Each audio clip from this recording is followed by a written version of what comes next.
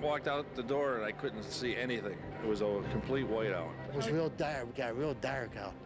You couldn't see. I was like within 5 minutes of my house. It took me almost an hour to get home. If you'd been born, if you were here then, the memories are inscribed indelibly.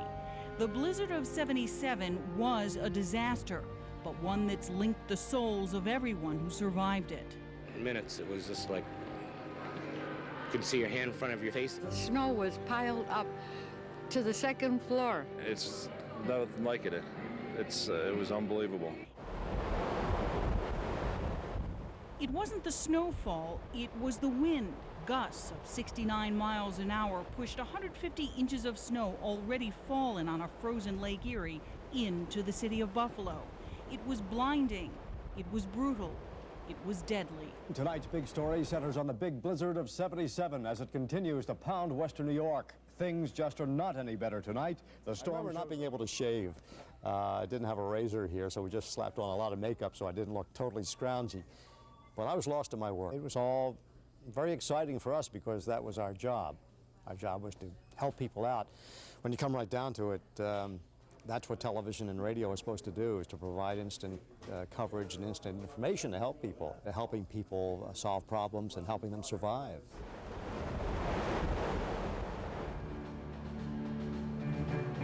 But survival required help from the outside.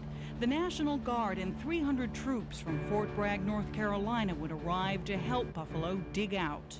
It's like fighting a war. And city plow drivers were on the front line. We spent all day trying to keep the main streets open, and it was almost hopeless. Of course, we already had 100 inches of snow on the ground. There was no place to put it. You couldn't see where you were going.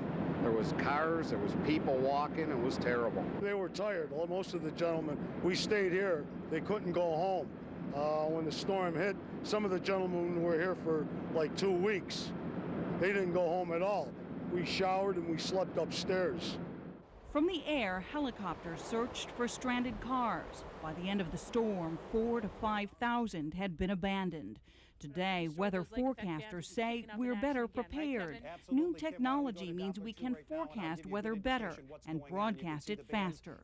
I think the biggest change in 20 years, as you might expect, would be in the technology. We are better able to do our job because our technology is more revealing, more precise, more direct, more accurate. Are we 100% right? No. But we're a lot better today than we were 20 years ago.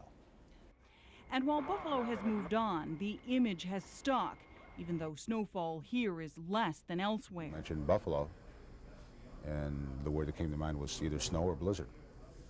It's an image Buffalo hasn't shaken to this day. Buffalo, Western New York took a bad hit image-wise, and Buffalo is blizzard, blizzard is Buffalo. But Buffalo may be better for the experience. Back in 1977, Mark Russell wrote Buffalo a letter.